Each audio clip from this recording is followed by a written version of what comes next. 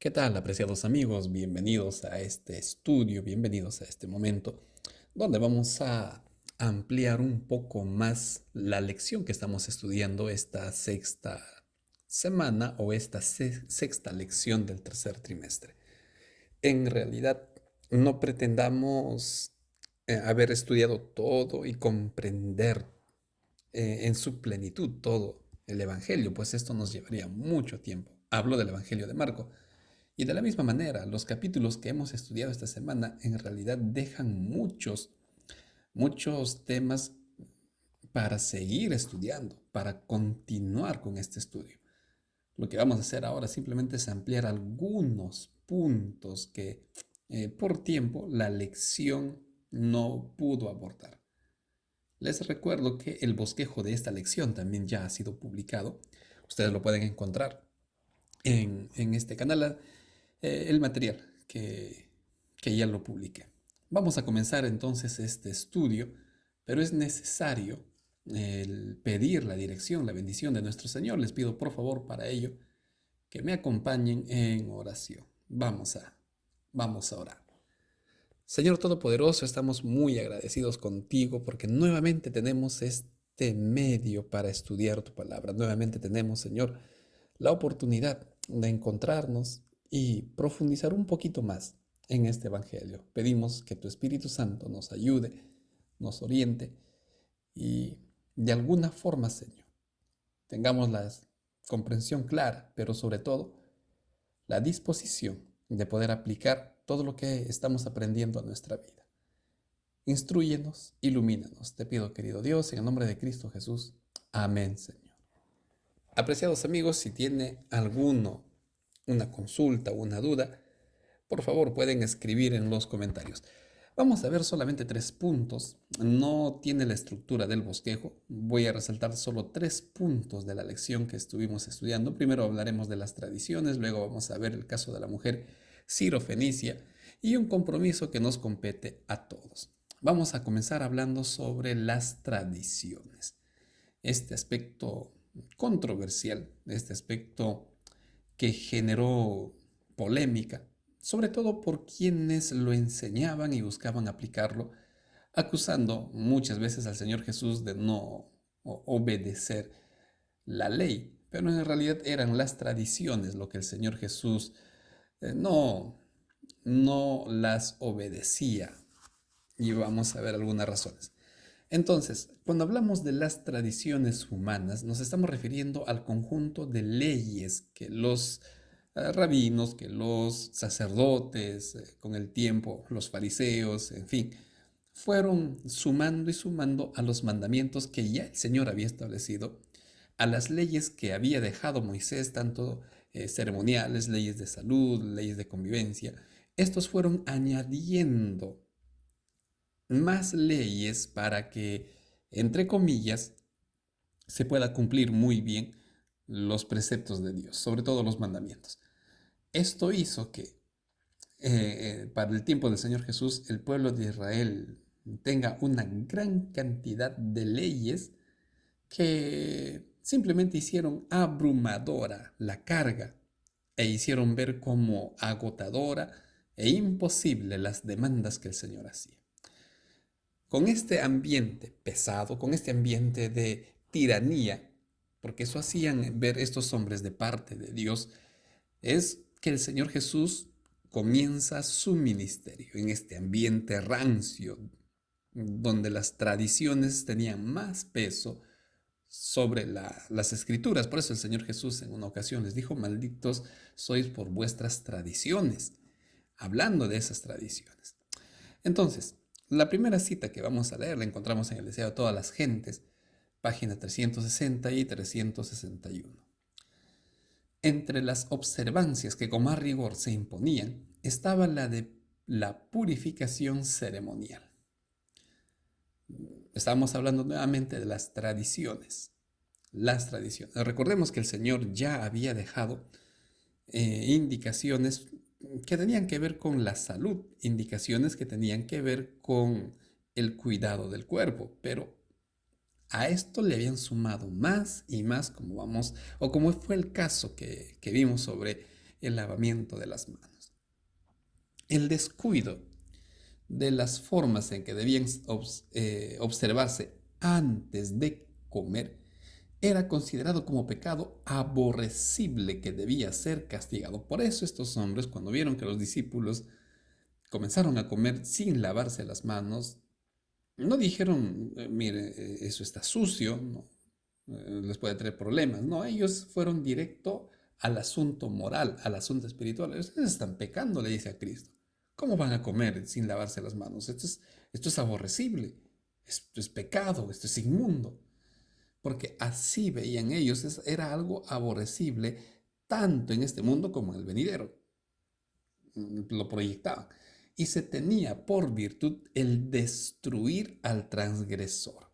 Y ese es el otro punto a donde habían caído. Los líderes ya no buscaban ayudar al transgresor. Si ellos señalaban la culpa, no era para darle la mano, no era para mostrarle una solución. Ellos señalaban la culpa para, si es posible, destruir.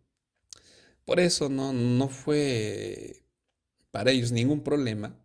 Por ejemplo, en el caso de María Magdalena, cuando es llevada a los pies de Cristo para ser apedreada, porque para ellos lo más importante era destruir, eliminar, tachar al pecador. En el caso, por ejemplo, de los enfermos, ¿qué le enseñaban? Lo mismo. Tú eres pecador, seguro tus papás han pecado, así es que mira, hijito, vive con tu pecado, no nos molestes a nosotros. Es más, no vengas porque nos contaminas con tu pecado. Ve y si Dios tiene misericordia de ti, te sanará, si no, carga tu pecado. Esa era la comprensión, la concepción y el ambiente espiritual que lamentablemente este grupo de dirigentes habían creado. Y eso es lo que se buscaba. Las reglas, continuamos leyendo, acerca de la purificación eran innumerables y la vida entera no habría bastado para aprenderlas todas. La vida de los que trataban de observar los requerimientos rabínicos era una larga lucha contra la contaminación ceremonial. Eran tantas leyes. Miren, si ya en el libro del Levítico, por ejemplo, encontramos cientos de leyes que para ese tiempo ya era conocerlo de memoria difícil. A eso le habían sumado leyes que prácticamente sumaban otro libro.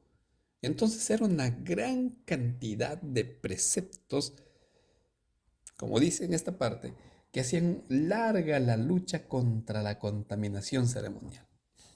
No solo era lavarse las manos, tenían que cumplir tantos requisitos que el pobre hombre cuando se sentaba a comer en su mente estaba, estaré comiendo bien, estaré haciendo las cosas bien, no me estaré contaminando. Era tanta la lucha, un sinfín de lavacros y purificaciones. Mientras la gente estaba ocupada en distinciones triviales, en observar lo que Dios no había pedido, su atención era desviada de los grandes principios de la ley. Tan abrumador era todo esto que al final olvidaron en gran medida que Dios es justo, Dios no cambia, Dios es misericordioso, y eso no observaban en la ley. Lo que ellos observaban y comprendían a través de la ley es que hay un Dios tan exigente, tan justo, tan santo, que, bueno, eso está bien, pero no había el mínimo ápice de misericordia de parte de Dios. No existía eso. Y si te equivocaste, eres un pecador, que, bueno, si Dios quiere, te perdonará. Este era el ambiente gestado por los líderes del pueblo. Este era el ambiente gestado por estos hombres. Y a ese ambiente llega Cristo y en ese ambiente desarrolla su ministerio y en ese ambiente es que Cristo trae paz, trae libertad. Por eso el Señor Jesús se refiere, la verdad os hará libres. En gran medida de estas tradiciones, porque también nos hace libres del pecado, libres de la condenación, pero también de todas estas tradiciones, como bien es escrito en esta parte, tradiciones que Dios no había pedido, pero que estaban desviando lamentablemente a su pueblo. Continuamos con otra cita. Esto está en Escuela Sabática, un trabajo de Escuela Sabática. Dice, Jesús habló como quien tiene conocimiento y autoridad ante todas estas trivialidades. La denuncia que pronunció contra los judíos condenaba su formalismo e hipocresía. Sus mordaces reprimendas y su denuncia de formalismo tienen hoy la misma fuerza que tenían en los días de los escribas y fariseos y se aplica a los que tienen apariencia de piedad, pero niegan su poder. Ahora, apreciados amigos, eh, ¿cómo estamos llevando el liderazgo de nuestra iglesia? ¿Cómo estamos llevando el liderazgo que el Señor nos ha otorgado? Si es que somos líderes, si es que somos dirigentes en la iglesia. ¿Será que le damos más importancia y atención a los formalismos del culto? ¿Será que le estamos dando más relevancia a la hora del sábado, más no al Señor del sábado? Es posible que en algún momento nosotros también hayamos tratado de cuidar las apariencias como lo hacían estos hombres, negando el trabajo en el corazón. La lección titula De adentro hacia afuera porque el cambio del ser humano inicia en el corazón, en la mente. El cambio no inicia en los hábitos. Lo que hay en el corazón se va a reflejar en los hábitos, pero el cambio realmente inicia dentro de nosotros. Pero estos hombres, como se está explicando, tenían este problema de aparentar con sus vestimentas, con sus posturas, su enseñanza, la forma de hablar. Ellos aparentaban santidad, aparentaban sanidad, aparentaban piedad. Pero lamentablemente había hipocresía en todo este formalismo. Por eso Cristo fue severo con ellos. Cristo fue estricto. Ustedes aparentan tantas cosas. Sin embargo, el corazón está lejos y les hace mención a lo que escribió el profeta Elías. A este punto me gustaría añadir lo que venía comentando hace un momento. Me parece necesario, queridos amigos, que también nosotros nos analicemos hasta qué punto somos lo que decimos, hasta qué punto lideramos a la iglesia con el ejemplo más que con las palabras, hasta qué punto soy en público lo que soy en privado.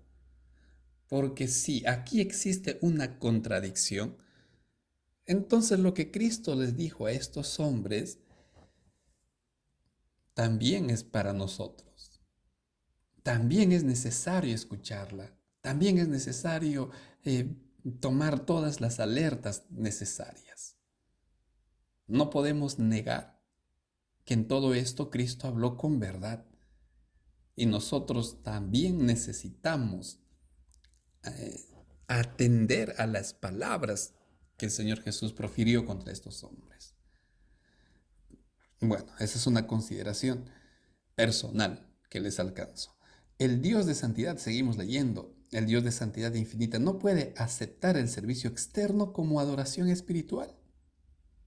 Si yo voy a la iglesia y acá a los maestros, a todos los dirigentes, me gustaría, y esto sí no es una apreciación, me gustaría alcanzar lo siguiente. Si yo voy a la iglesia a predicar, más no estudié mi Biblia, más no abro la palabra de Dios en el día a día, o ese sábado voy con mi lección vacía, solo escuchando videos o dándole una lectura de última hora, entonces esta cita o estas líneas que acabo de leer es para mí.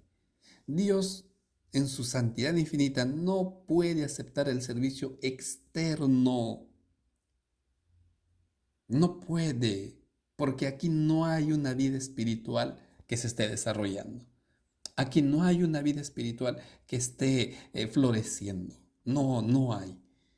Y si por algún motivo el sermón que prediqué, la lección que di, alcanzó a las personas, no es porque yo sea bueno, es porque en su gran misericordia el Señor permitió que yo sea su mensajero, porque habían personas que necesitaban escuchar la palabra de Dios. Queridos amigos, tomemos por favor en alta estima lo que estamos estudiando. Qué fácil a veces se nos hace criticar a los líderes. Qué común es que en la iglesia digamos los fariseos, sí, los fariseos. Pero el problema de estos hombres era precisamente esto, que espiritualmente estaban muertos. Estaban muertos. Y si conocían las escrituras, no era para ellos, era para enseñar. Y ese es otro gran problema, que a veces nosotros queremos saber lo que dice la Biblia, no para que nosotros conozcamos más a Dios, no para tener ese encuentro con Dios, esa transformación, sino para decir, uy, miren lo que yo sé, miren lo que yo conozco. Ese es un gran problema, apreciados amigos, y no cometamos el mismo error que ya encontramos cometido en el pasado. Los que adoran a Dios deben adorarlo en espíritu y en verdad, o su servicio es vano. Debe haber una autenticidad en las ceremonias religiosas, o con simples pretensiones, o son, perdón, simples pretensiones, abominaciones huecas, haciendo énfasis o un hincapié a la forma como desarrollamos nuestros cultos, que posiblemente estamos viendo que también son meros programas y no estamos teniendo pues eh, esa experiencia espiritual edificadora de crecimiento que se demanda. Esta misma cita dice, pero aunque Cristo reprendía a los sacerdotes y a los maestros religiosos por su formalismo e hipocresía, cuán indulgentes y tiernas eran las lecciones para los pobres, los oprimidos, los afligidos y los desalentados. En Cristo siempre encontraban los hombres simpatía, y eso es lo que vamos a ver en un momento con el caso de la mujer sirofenicia, pero en Cristo siempre encontraban simpatía, empatía, misericordia, compasión. Contra estos hombres el Señor Jesús era tajante. Ahora, entendamos algo. Cristo sí hablaba severamente contra los dirigentes, Cristo sí era enfático, pero Dios los amaba. Cristo los amaba. Para Cristo ellos no eran sus enemigos. Cristo no los veía como adversarios, que voy a ganarlos, que en el sentido de derrotarlos. Cristo no los veía como hombres a quienes él tenía que sí o sí enfrentarlos y destruirlos. Cristo también procuraba su salvación. Lo digo esto porque a veces el decir Cristo era directo, Cristo los reprendía, puede generar en nosotros una idea de un Cristo duro, inflexible, hiriente, como lo somos nosotros. Y aquí muchas veces algunos han encontrado la excusa para decir, yo digo la verdad pese a quien le pese, yo digo las cosas tal como son, no me importa si se ofenden. Hay que tener mucho cuidado con eso, apreciados amigos. Por algo Santiago aconseja muy bien, cuiden la lengua, cuiden las palabras, cuiden la forma como se dice. No, no nos engañemos. Cristo sí era tajante con ellos, pero en todo momento el Señor Jesús también procuraba su salvación. Y el ejemplo más claro nos da estando en la cruz. ¿Quiénes estaban burlando de él? ¿Quiénes habían instigado eh, al emperador Pilatos que lo crucifique? Al gobernador, perdón, Pilatos. ¿Quiénes habían sido? Los líderes, el sumo sacerdote. ¿Y qué dijo Cristo por ellos? Padre, perdónalos, perdónalos. Entonces vemos que Cristo siempre procuraba ayudarlos. Y cuando Cristo los reprendía, necesitamos sí o sí entender esa reprensión a la luz de los ojos de amor que tiene Cristo. Eso es algo que muchas veces no lo valoramos o no lo entendemos. En fin, los sacerdotes y los gobernantes, los escribas y los fariseos, destruyeron los pastos vivos y profanaron las fuentes del agua viva. Con sus falsos preceptos confundieron el entendimiento y empañaron lo que era claro. Algunas veces tristemente escuché en sermones, hubo el caso de una iglesia donde el predicador se pasó más tiempo hablando de Satanás. El predicador se pasó buena parte del sermón acusando a la iglesia. Y cuando terminó el mensaje, la única sensación que generó fue de culpa, de suciedad y que somos malos o estamos haciendo malas cosas. Y ahí acabó. Mas no nos mostró qué debemos hacer. No nos mostró que hay solución. No habló de esperanza, simplemente dijo, ustedes son así, así, esto se está haciendo, esto es malo, que Satanás y Satanás y Satanás. ¿Qué se había hecho? Se destruyó, se profanó los pastos vivos, las fuentes de agua, y se confundió lo que era claro. Y lamentablemente esto es algo que se repite, como vuelvo a decir, escuché muchas veces esa clase de sermón, de enseñanza, entre comillas, dentro de la iglesia. ¿De quiénes? De hombres que, y esto es casi común, de hombres que acusan a la iglesia, que suelen criticar a los pastores, de su falta de santidad, de su falta de celo por la iglesia, de aquellos que salen muchas veces a decir, estoy enseñando lo que la iglesia no quiere que enseñen, estoy hablando lo que sus pastores no enseñan. ¿Y qué enseñan? Precisamente esto que hacían los sacerdotes. Falsifican a Dios con su dureza de corazón y con su impureza, orgullo y egoísmo. Si vamos a hablar de los fariseos, hablemos de los fariseos, pero viendo si yo no estoy haciendo lo mismo que hacían estos hombres, con la única diferencia que yo sí creo en Cristo. Hay que tener cuidado, queridos amigos, hay que tener mucho cuidado con la forma como nosotros estamos llevando el liderazgo que el Señor nos ha encomendado. Vamos a ver la última cita, hablando de las tradiciones. Nuevamente volvemos al deseo de todas las gentes, página 64. A medida que el Señor Jesús comenzó a comprender la condición del pueblo, vio que los requerimientos de la sociedad y los de Dios estaban en constante contradicción.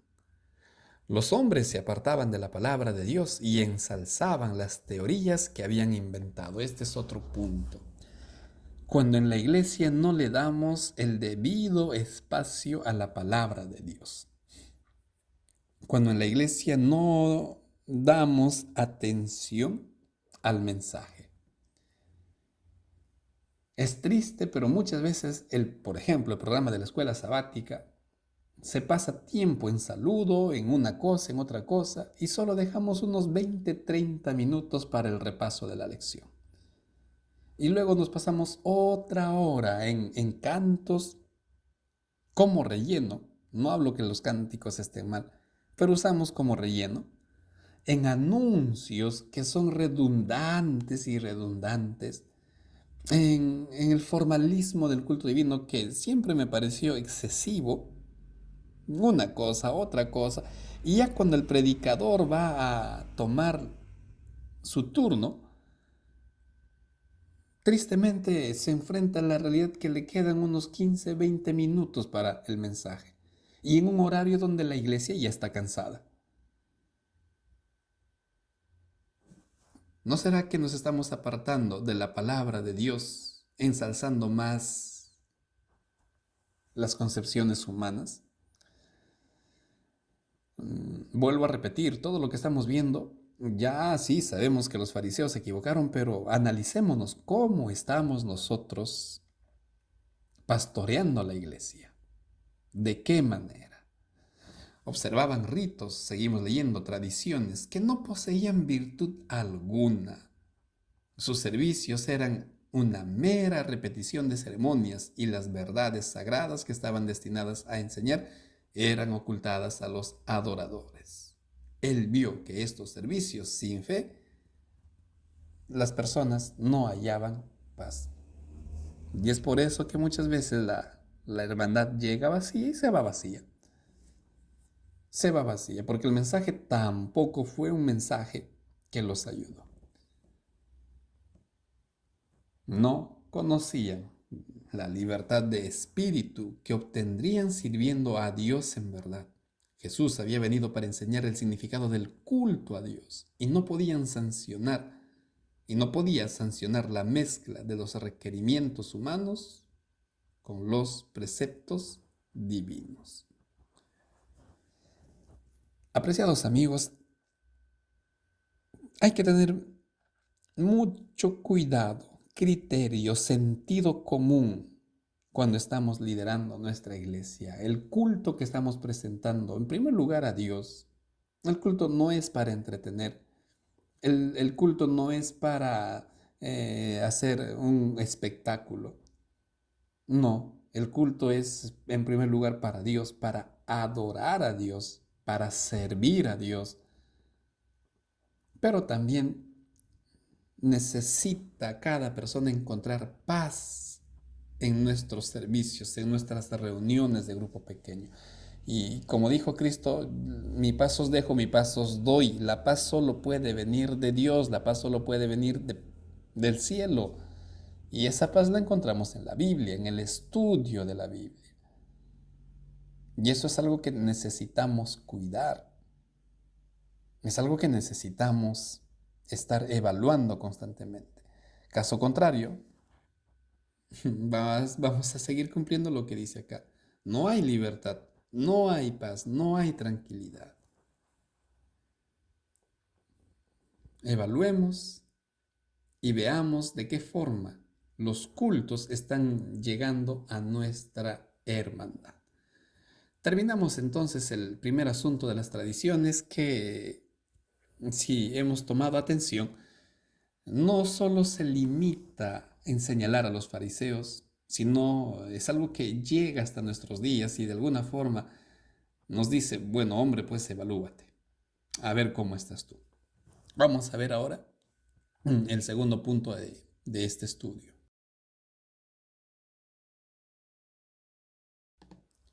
El caso de la mujer sirofenicia. Hay otros milagros como la sanación del hombre tartamudo y sordo, que deja lindas lecciones. Un poco de esto hablé en el bosquejo de la lección, pero quisiera hablar un poco más de la mujer sirofenicia. El caso de esta mujer es curioso, no solo lo registra Marcos, está en otros evangelios, pero llama la atención cómo Cristo trató a esta mujer. Leamos este párrafo del deseo de todas las gentes. La mujer sirofenicia presentaba su caso con instancia y creciente fervor, postrándose a los pies de Cristo y clamando, Señor, socórreme. Este, este párrafo que acabamos de leer, obviamente está basado en la Biblia, porque es lo que cuenta Marcos. Y este corto párrafo, con esos cortos textos de donde ha sido tomado, señalan claramente la divinidad de Cristo. Cuando esta mujer se arrodilla ante Cristo, entendamos que la concepción era que solo te arrodillas ante Dios. Solo uno se arrodilla y adora a Dios. El arrodillarse es una forma de adorar a Dios. Y esto es lo que hizo esta mujer, se arrodilla ante Cristo. Y Cristo no rechaza su adoración. El título, Señor, socórreme, Señor, se aplicaba prácticamente a las deidades. En otras palabras, queridos amigos, Cristo es Dios. Algo que los líderes del pueblo no habían entendido y no querían entender, tal como le dijeron, o tal como se lee en Marcos 8, a ver, haz algún milagro para creer, pero luego dice Marcos, estos hombres solo querían probarlo y tentarlo, mas no fueron con intención de creer. Los líderes o muchos del pueblo no quisieron creer, pero esta extranjera, esta mujer venida de otro lugar, sí reconoce en Cristo ese señorío y de rodillas le suplica, Señor, por favor, socórrame. Obviamente también movido por el corazón de una madre. Jesús, aparentando todavía rechazar sus súplicas, según el prejuicio despiadado de los judíos, porque si esto lo hubiera hecho a un maestro judío, si ya condenaban a su propio pueblo, eran indolentes, crueles con los extranjeros. Y a los extranjeros, a los gentiles, les solían llamar perros.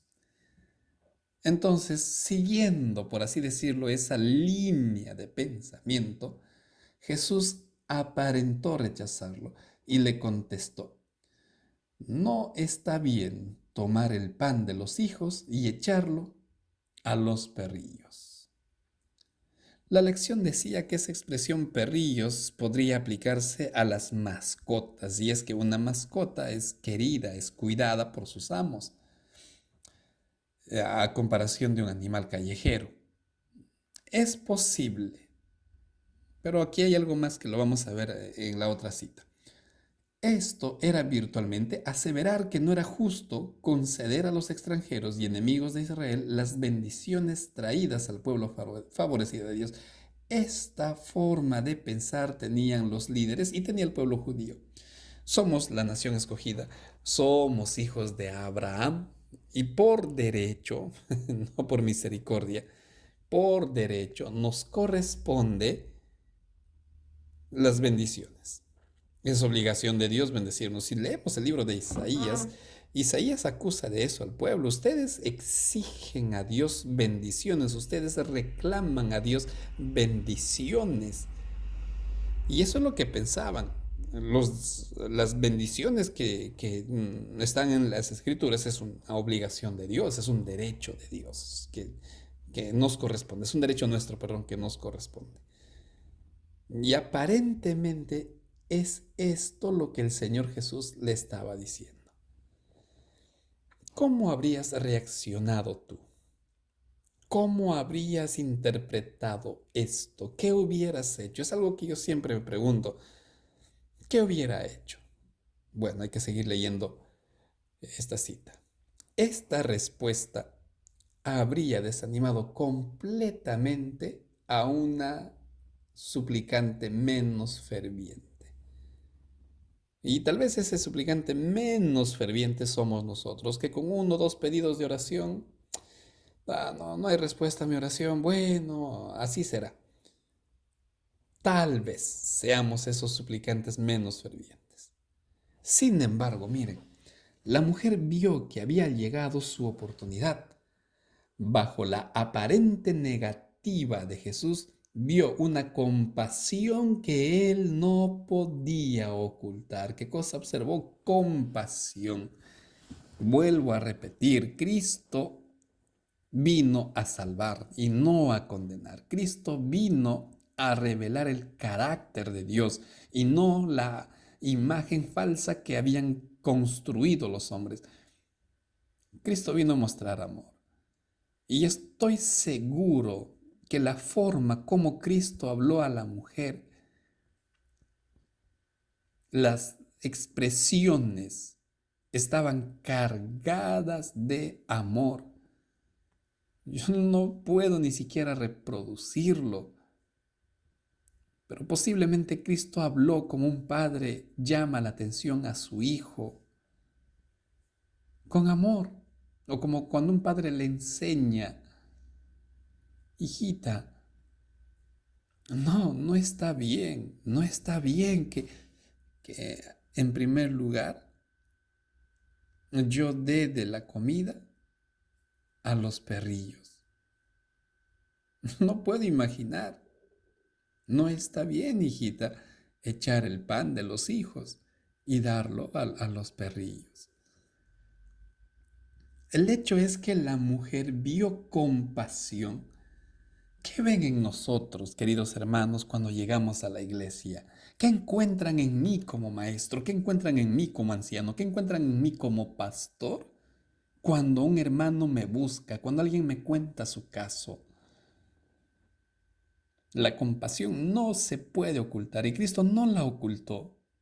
Y eso es lo que la mujer vio, una oportunidad. El pecador, el joven que cayó, la familia que erró, el esposo, la esposa que se equivocó. Cuando va a la iglesia, cuando nos busca, ve una oportunidad de salvación, ve una oportunidad de misericordia.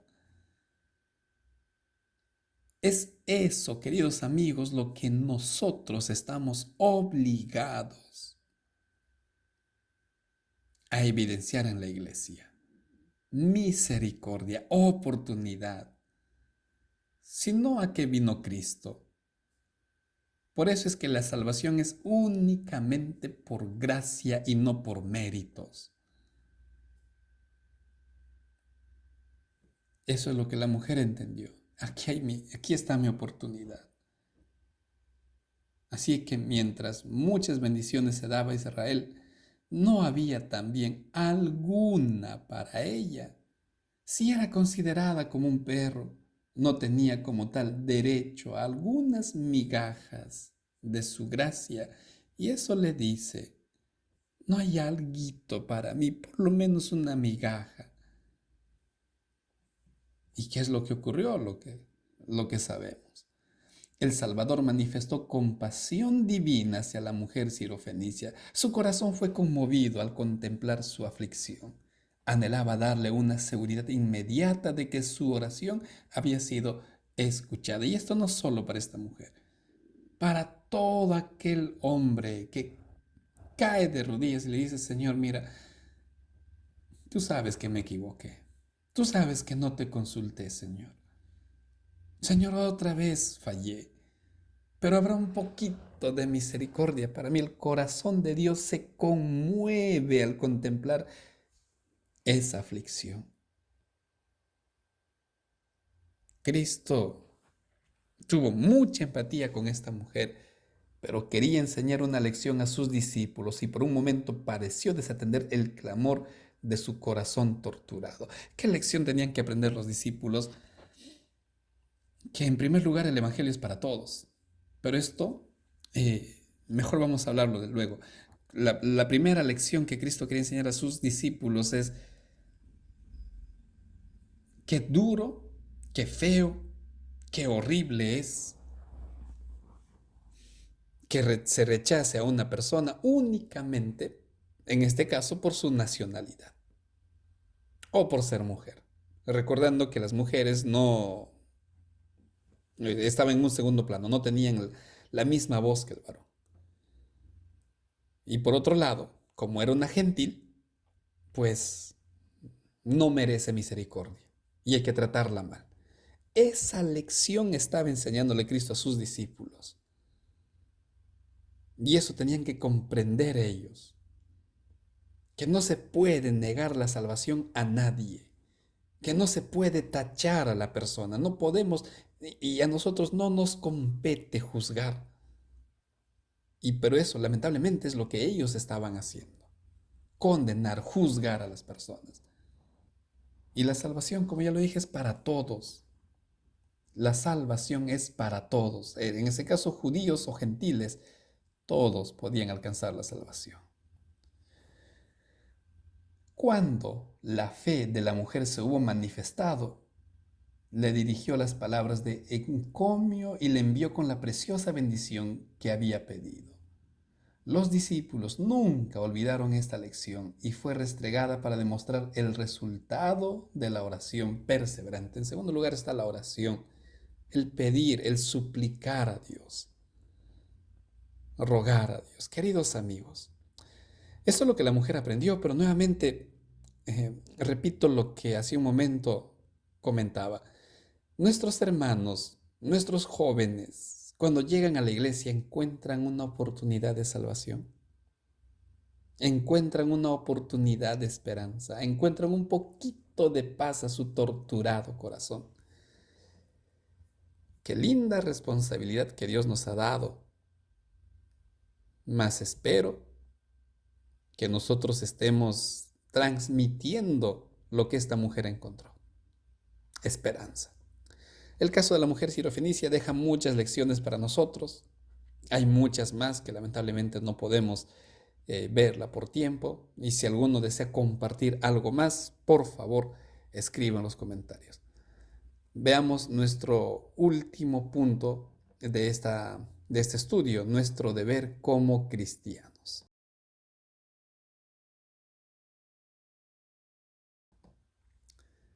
Esta parte ya toca el compromiso que nos compete a nosotros como seguidores de Dios. Al llegar a la orilla más alejada, Jesús les dijo a sus discípulos: miren y guárdense de la levadura de los fariseos y de los saduceos y de Herodes. Bueno, ya hemos visto un poquito sobre las enseñanzas de los líderes y cómo esa levadura puede afectarnos a nosotros, porque a eso se refiere Cristo. Pero en esta ocasión vamos a ver algo más. En su repentina partida de Magdala, se habían olvidado de llevar pan y tenían solo uno.